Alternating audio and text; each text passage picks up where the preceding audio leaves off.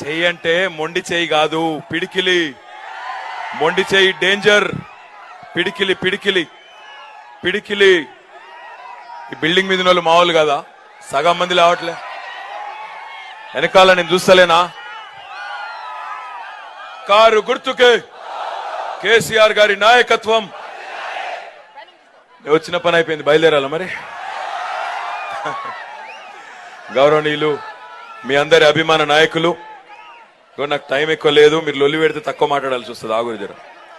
మీ అందరి అభిమాన నాయకులు 75,000 ఓట్ల మెజారిటీతో మొన్న మల్కాజ్గిరి చరిత్రలో ఎన్నడూ లేనంత పెద్ద విజయాన్ని నమోదు చేసిన గౌరవనీయులు అన్న హనుమంతన్న గారికి, గౌరవనీయులు పెద్దలు మంత్రివర్యులు మల్లారెడ్డి గారు, మీ అందరి ఆశీర్వాదంతో కాబోయే మల్కాజ్గిరి పార్లమెంట్ సభ్యుడు, యువకుడు, ఉత్సాహవంతుడు, విద్యావేత్త, స్థానికుడు మర్రి రాజశేఖర్ రెడ్డి గారు కార్యక్రమానికి నేను ఆలస్యంగా వచ్చిన చాలా ఓపికగా ఉన్న మా మల్కాజ్గిరి అక్క చెల్లెళ్లకు, అన్నదమ్ములందరికీ తల వంచి నమస్కారం చేసుకుంటూ, మీ అందరికీ నేను చేసే విజ్ఞప్తల్లా ఒకటే. 3 నెలల కింద హనుమంతన్నని గెలిపించినారు, పెద్ద మెజారిటీతో గెలిపించినారు. తను నిత్యం కష్టపడే మనిషి, కష్టాన్ని నమ్ముకునే మనిషి. మరి ఈరోజు పార్లమెంట్ ఎలక్షన్లు వచ్చినాయి. పార్లమెంట్ ఎన్నికల్లో టీఆర్ఎస్ కి ఎందుకు ఓటేయాలి, కేసీఆర్ కి ఎందుకు ఓటేయాలి, ఈ ఎలక్షన్ రాహుల్ గాంధీకి మోడీకి సంబంధించిన ఎలక్షన్ అని చెప్పి ఇక్కడ కాంగ్రెస్ వాళ్ళు, బీజేపీ వాళ్ళు సన్నాయి నొక్కులు నొక్కుతా ఉన్నారు. ఒక మాటలో చెప్పాలంటే ఎందుకు కాంగ్రెస్ కు బీజేపీకి వేయద్దు, టీఆర్ఎస్ కి వేయాలని ఒక్క మాటలో చెప్పాలంటే, కాంగ్రెస్ ఎంపీలు తెలంగాణ నుండి గెలిస్తే రాహుల్ గాంధీకి లాభం. కాంగ్రెస్ ఎంపీలు తెలంగాణ నుండి గెలిస్తే రాహుల్ గాంధీకి లాభం. బీజేపీ ఎంపీలు తెలంగాణ నుండి గెలిస్తే నరేంద్ర మోడీకి లాభం. కానీ టీఆర్ఎస్ ఎంపీలు తెలంగాణ నుండి గెలిస్తే తెలంగాణ రాష్ట్రానికి లాభం అనే మాట నేను ఈ సందర్భంగా విజ్ఞప్తి చేస్తా ఉన్నా. నేను ఈ మాట ఓట్ల కోసం చెప్తలేను, ఈ మాట ఓట్ల కోసం చెప్తలేను. ఒకసారి దేశం ఎట్లా నడుస్తున్నదో మీరు ఆలోచించండి. కేంద్ర ప్రభుత్వంలో ఎవలకు మందబలం ఉంటే, మంది బలం ఉంటే, సంఖ్యాబలం ఉంటే ఇలా వాళ్ళ కర్ర పెత్తనమే నడుస్తా ఉన్నది. జిస్కా లాఠీ ఉస్కా భైన్స్. ఎవరి దగ్గర కర్ర ఉంటే వాళ్లే బర్రెను మలుపుకొని పోతున్న పరిస్థితి చూడండి. ఒకసారి మీరు రైల్వే మంత్రి ఎవరుంటే రైళ్లు వాళ్ళ రాష్ట్రానికే పోతాయి. మమతా బెనర్జీ రైల్వే మంత్రి ఉంటే రైలు బెంగాల్కు పోతుంది. లాలూ ప్రసాద్ యాదవ్ రైల్వే మంత్రి ఉంటే రైలు బీహార్కు పోతుంది. అవసరమైతే ఆయన అత్తగారు ఊరు దాకా కూడా పోతుంది. ప్రధానమంత్రి నరేంద్ర మోడీ అయితే బుల్లెట్ రైలు ప్రవేశపెడితే బుల్లెట్ రైలు హైదరాబాద్ కు రాదు, మల్కాజ్గిరికి రాదు. ఎక్కడికి పోతుంది? గుజరాత్ కి పోతుంది తప్ప మనకు మాత్రం రాదు. ఎందుకుండాలి మనోళ్ళు అంటే, ఎట్టికైనా మట్టికైనా మనోడే మిగులుతాడు ఆఖరికి. ఈ రేపటి రోజున ఈ గులాబీ సైనికులు 16 మంది ఢిల్లీలో ఉంటే మన కోసం అవసరమైతే పేగులు దిగేదాకా కొట్లాడతారు. కొంతమంది అంటున్నారు, ఏం చేస్తాడు కేసీఆర్, 2తోని 3తోని ఏం చేయగలుగుతాడు 16 మందితోని? నేను వాళ్ళకు గుర్తు చేస్తున్నా, 2 ఎంపీలుంటేనే తెలంగాణ తెచ్చిన మునగాడు మన నాయకుడు కేసీఆర్. ఆయనకు 16 మంది ఉంటే ఏం చెయ్యలేడో ఒక్కసారి మీరు ఆలోచించండి. ఇంకొక మాట కూడా నేను మీకు విజ్ఞప్తి చేస్తా ఉన్నా, ఆలోచించండి. ఒక మల్కాజ్గిరి నియోజకవర్గంలో ఒక ఆర్యూబీ కట్టాలంటే ఈరోజు దశాబ్దాలు గడిచిపోతా ఉన్నాయి. నేను కూడా బాధపడతా ఉన్నా.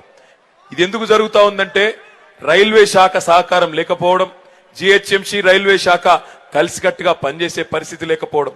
ఈ మాట ఒక్కసారి జాగ్రత్తగా మనసుకి ఎక్కించుకోవాలని కోరుతున్నా. ఇప్పుడు మనం ఎప్పుడన్నా ఒక దుక్కి దున్నాలంటే నాగలి కడతాం. ఆ నాగలికి అవసరమైతే 2 ఎడ్లనన్న కడతాం, లేదా 2 దున్నపోతులనన్న కడతాం. మొన్ననే మీరు బ్రహ్మాండంగా మల్కాజ్గిరిలో ఇక కొల్లాగ లాంటి హనుమంతన్నని గెలిపించినారు, 75,000 ఓట్లతోని గెలిపించినారు. ఇగో ఇక్కడ మరో కొల్లాగ వచ్చింది ఇప్పుడు మీ దగ్గరికి. ఈ కొల్లాగని కూడా గెలిపిస్తే 2 కలిసి నాగల్ని బ్రహ్మాండంగా నడుపుతారు. లేదు, ఒక దిక్కు కొల్లాగుండి ఇంకో దిక్కు దున్నపోతును కట్టిన కాంగ్రెస్ దున్నపోతును ఏమైతుంది? కుక్కలు చింపిన ఇస్తారైతుంది. అయినా ఈరోజు నాకు తెలియక అడుగుతా, కాంగ్రెస్ వాళ్ళకి అభ్యర్థే దొరకలేదా దేశంలో? నేను మా మల్కాజ్గిరి అన్నదమ్ములను అడుగుతున్నా. ఇప్పుడే నేను ఇక్కడికి వచ్చేటప్పుడే అడిగినరు, కొడంగల్లో చెల్లని రూపాయి మల్కాజ్గిరిలో చెల్తదా? కొడంగలోళ్ళు మాకొద్దు, ఈయన మా జిల్లాకు వనికిరాడని ఎలగొట్టిండ్రు. మరి ఇక్కడ చెల్తదా రూపాయి? కొడంగల్ బస్ స్టాండ్ ఉన్నోళ్ళు తెలివైన వాళ్ళు మనం ఏమైనా తెలివి తక్కువలమా? వాళ్ళు ఎలగొట్టిన మాకు వద్దీనా అని మరి మీరు ఎత్తుకుంటారా మీ నెత్తి మీద? అయినా నేను తెలియక అడుగుతా, కాంగ్రెస్ వాళ్ళకి అభ్యర్థి దొరకలేదా? మల్కాజ్గిరిలో 30 లక్షల ఓటర్లు ఉన్నారు, గాడికెళ్ళి పట్టుకొచ్చిండ్రు. పోను పట్టుకొచ్చిన ఆయన చరిత్ర ఏమైనా బాగున్నదా అంటే టీవీలో ముంగట మీరే చూసిండ్రు. నోట్ల కట్టలతో అడ్డంగా దొరికిపోయిన దొంగ, గాయన కంటే గొప్పోడు దొరకనట్టు పెద్ద ఆయన ఏదో సంఘ సంస్కర్త అయినట్టు నేను ప్రశ్నిస్తా. ఏం ప్రశ్నిస్తావు? ప్రశ్నించడానికి ఏమున్నది? నేను అడిగేదల్లా ఒకటే, నువ్వు నోట్ల కట్టలతో దొరికిపోయింది దేశమంతా చూసింది. మర్రి రాజశేఖర రెడ్డి గారేమో ఒక విద్యావేత్త, ఒక యువకుడు, సొంతంగా పైకొచ్చినోడు, విద్యను అందిస్తూ ఈరోజు చాలా మందికి ఉపాధి కూడా కల్పిస్తున్నాడు. మరి ఈరోజు ఎక్కువ సమయం లేదు కాబట్టి ఈ మధ్యన నేను ఒక సినిమా చూసిన. ఆ సినిమాలో ఎలక్షన్ వస్తే ఒక పాట ఉన్నది. ఆ పాట ఏంటంటే, నాగన్న ఆ గట్టు మీద ఉంటావా ఈ గట్టు మీద ఉంటావా అని. మరి ఈరోజు మీరు మల్కాజ్గిరి నాగన్నలు, మల్కాజ్గిరి హనుమంతన్నలు, మల్కాజ్గిరి సుధీర్ అన్నలు, మల్కాజ్గిరి మల్లన్నలు, మల్కాజ్గిరి రాజన్నలు అందరూ మా అక్కలు కూడా తెలుసుకోవాలి. ఏం తెలుసుకోవాలి? ఆ గట్టున కాంగ్రెస్ ఉన్నది, ఈ గట్టున టిఆర్ఎస్ ఉన్నది. ఆ గట్టున కరెంట్ అడిగితే కాల్చి చంపిన కాంగ్రెస్ పార్టీ ఉన్నది. ఈ గట్టున అడగకుండానే హైదరాబాద్ లో 24 గంటల కరెంట్ ఇచ్చిన కేసీఆర్ గారు పంపిన రాజశేఖర్ రెడ్డి ఉన్నాడు. ఆ గట్టునేమో నీళ్లు అడిగితే, తాగునీళ్లు అడిగితే కన్నీళ్లు ఇచ్చిన కాంగ్రెస్ ఉన్నది. ఈ గట్టున మల్కాజ్గిరిలో వరల్డ్ బ్యాంక్ ప్రాజెక్టు పూర్తి చేసి తాగునీరు ఇస్తానంటున్న టిఆర్ఎస్ పార్టీ ఉన్నది. ఆ గట్టున రైతులను రాబందుల్లా కాల్చుకొని తిన్న కాంగ్రెస్ ఉన్నది. ఈ గట్టున రైతు బంధు రూపంలో రైతులకు ఎకరానికి 8,000 రూపాయలు ఇస్తూ దేశానికి ఆదర్శంగా నిలబడ్డ కేసీఆర్ గారు ఉన్నారు. ఆ గట్టునేమో చెప్పాలంటే చాలా ఉన్నాయి, టైం లేదు. ఒక్క మాటలో చెప్తా, ఈ గట్టున కారు ఉన్నది, ఆ గట్టున బేకార్ గాళ్ళందరూ అక్కడ ఉన్నారు. కాబట్టి నా విజ్ఞప్తి మీతో ఒకటే, మీరు మీ దయ ఉంటే, మీ ఆశీర్వాదం ఉంటే, మాకు విశ్వాసం ఉంది, 16 మందిని కేసీఆర్ గారి సైనికులను ఇవ్వండి. ఈ 16 మందితో రేపటి రోజున ఢిల్లీ ఎట్లా మరి మనం లేకుండా ముందుకు పోతుందో మనం చూద్దాం. ఒకసారి మీరు ఆలోచించండి దయచేసి. ఈ దేశాన్ని 71 సంవత్సరాలు 2 పార్టీలే పరిపాలించినాయి, కాంగ్రెస్, బీజేపీ. ఈ 2 పార్టీలు జాతీయ పార్టీలు అంటారు. వాళ్ళు మాట్లాడితే జాతీయ పార్టీలతోనే అభివృద్ధి సాధ్యం అంటారు. కానీ ఒక మాట దయచేసి ఆలోచించండి. అరే మేము కూడా జిందాబాద్ మీకే కొడుతున్నాం రా నాయన, ఆగా ఉన్నదే 5 నిమిషాలు. నీ లొల్లాప్ ఓకే లొల్లాప్. మీ అందరినీ నేను ఆలోచించమని కోరు. జాతీయ పార్టీలతోనే అభివృద్ధి సాధ్యం అంటారు. దక్షిణ భారతదేశంలో 6 రాష్ట్రాలు ఉన్నాయి: తెలంగాణ, ఆంధ్రప్రదేశ్, కర్ణాటక, తమిళనాడు, కేరళ, పాండిచ్చేరి. ఈ 6 రాష్ట్రాల్లో మొత్తం 130 లోక్సభ స్థానాలు ఉన్నాయి. ఈ 130 లోక్సభ స్థానాల్లో పట్టుమని 10 సీట్లు గెలవలేని పరిస్థితుల్లో ఉన్న కాంగ్రెస్, బీజేపీ జాతీయ పార్టీలు ఎట్లయితాయి? వాళ్ళు మనకంటే బెత్తడంత పెద్ద పార్టీలు తప్ప జాతీయ పార్టీలు కావు. రెండో మాట కూడా నేను అంటున్నా, జాతీయ పార్టీలంటే జాతీయ భావాలు ఉండాల్సిన పని లేదా? పుల్వామా ఘటన జరిగింది. పుల్వామా ఘటన జరిగితే జాతీయ పార్టీలుగా చెప్పుకునే 2 పార్టీలు రాజకీయాలు బంద్ చేయలేదు. తెల్లారు నుంచి సైనికులు చచ్చిపోయినా వాళ్ళ లొల్లి వాళ్ళదే, వాళ్ళ బొబ్బ వాళ్ళదే. తూకిత్తా అంటే మైకిత్తా, నువ్వు దొంగ అంటే నువ్వు దొంగ అని తెల్లారు కూడా తిట్టుకున్నారు. మనం ఒక ప్రాంతీయ పార్టీ కావచ్చు, కానీ పుల్వామాలో 40 మంది సైనికులు చనిపోతే ఈ దేశంలో ఏ ముఖ్యమంత్రి స్పందించినంత గొప్పగా స్పందించి వారం రోజుల పాటు అన్ని రాజకీయ కార్యకలాపాలు బంద్ చేసుకున్నాం. 40 మంది సైనికులుంటే చనిపోయిన ఆ సైనికుల కుటుంబాలకు ఒక్కో కుటుంబానికి ఈ దేశ ప్రధానమంత్రి కూడా ఇయ్యని విధంగా ఒక్కొక్క సైనికుడి కుటుంబానికి 25 లక్షల రూపాయలను ఇచ్చింది మన నాయకుడు కేసీఆర్ గారు. జాతీయ పార్టీలంటే జాతీయ భావన కూడా ఉండాలి. ప్రాంతీయ పార్టీలకు జాతీయ భావనలు ఉండవని, ప్రాంతీయ పార్టీలకు దేశం అంటే పట్టి లేదని చిన్నగా చేసి మాట్లాడే ప్రయత్నం చేస్తా ఉన్నారు. నా విజ్ఞప్తి, దయచేసి ఆలోచించండి. జాతీయ పార్టీలతోనే అభివృద్ధి సాధ్యమనే మాట వాస్తవం అయితే 71 ఏళ్లు ఈ దేశానికి జాతీయ పార్టీలు సారథ్యం వహించినా, మీరు వాళ్లకు మళ్ళా అవకాశం ఇచ్చినా ఇంకా ఈ దేశంలో తాగునీటి సమస్యలు ఎందుకున్నాయి? ఇంకా ఈ దేశంలో కరెంటు సమస్యలు ఎందుకున్నాయి? ఇంకా ఈ దేశంలో కనీసం మరుగుదొడ్లు కూడా లేని ఇండ్లు ఎందుకున్నాయి? ఒక్కసారి ఆలోచించండి. 40 ఏళ్ల కిందట ఇందిరాగాంధీ గారు గరీబీ హటావో అన్నది. ఈరోజు ఆమె మనమడు రాహుల్ గాంధీ 40 ఏళ్ల తర్వాత మళ్ళీ గరీబీ హటావో అంటున్నాడు. మరి మధ్యలో 40 ఏళ్ళు ఎవరున్నారు? మీరే కదా ఉన్నది. మరి గరీబీ హటావో అప్పుడు, మళ్ళీ గరీబీ హటావో ఇప్పుడు.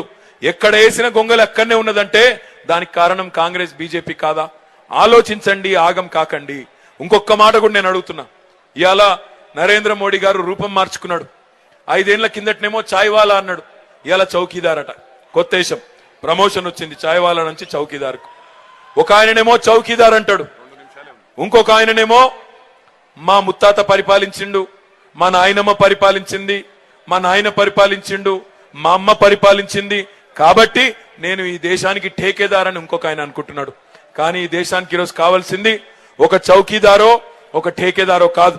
ఈ దేశానికి ఈరోజు కావాల్సింది ఒక జోర్దార్, ఒక అసర్దార్, ఒక జిమ్మేదార్, ఒక ఇమాందార్, ఒక వఫాదార్. ఒక్క మాటలో చెప్పాలంటే ఒక కేసీఆర్ కావాలనే మాట ఈ సందర్భంగా నేను మీకు విజ్ఞప్తి చేస్తా ఉన్నా. అందుకే దయచేసి ఆగం కాకండి. ఎవరో వచ్చి నోటికొచ్చిన పిట్ట కథలు చెప్తే ఆగం కాకండి.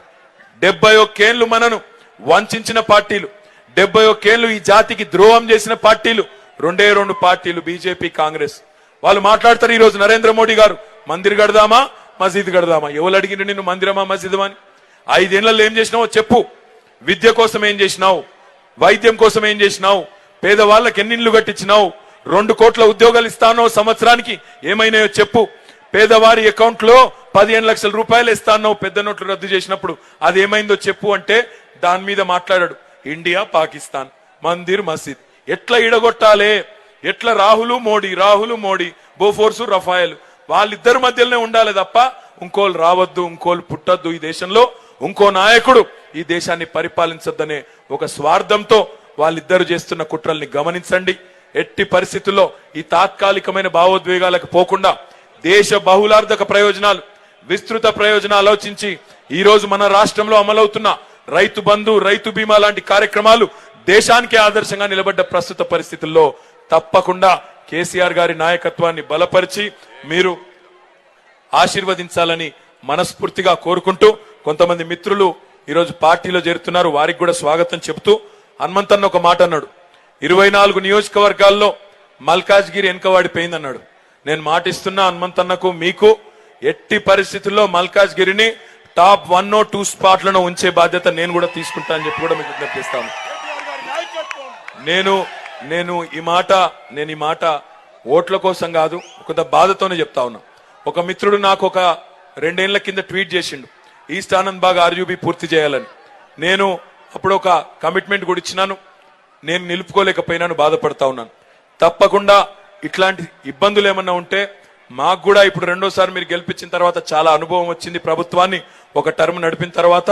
ఈసారి అట్లాంటి ప్రాక్టికల్ సమస్యలు లేకుండా ఆర్యూబీలు గానీ, రోడ్లు గానీ, మోరీలు గానీ, నీళ్లు గానీ, బేసిక్ నెసెసిటీస్ ఏవైతున్నాయో వాటిని నెరవేరుస్తామని మాట ఇస్తూ, మళ్ళొక్కసారి పేరున ఇంత ఆలస్యంగా వచ్చినా ఇంత ఓపికగా ఉన్నందుకు మీ అందరికీ పేరున ధన్యవాదాలు తెలియజేస్తూ, కారు గుర్తుకే జై తెలంగాణ. వాళ్ళు జాయిన్ అయ్యేటోళ్ళ పేర్లు Subscribe us and press the bell icon for more interesting updates.